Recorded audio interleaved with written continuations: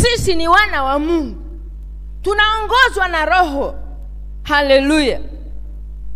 Warumi 10:9-10 anasema, ukimkiri Yesu kwa kinywa chako na kuamini moyoni mwako ya kwamba alikufa akafufuka, utaokoka.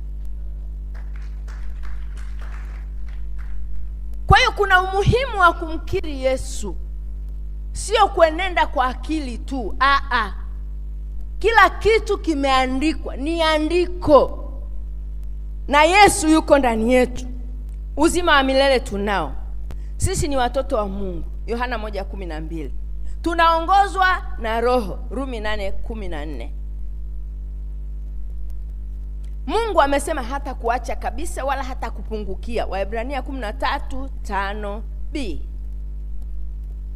Ukimuita ataonekana ukishika neno lake, kupitia neno lake, Yohana 15:7. Ukiwa na neno lako mwite saa yoyote kwa neno lolote, naye atakupa. Haleluya. Mungu akubariki.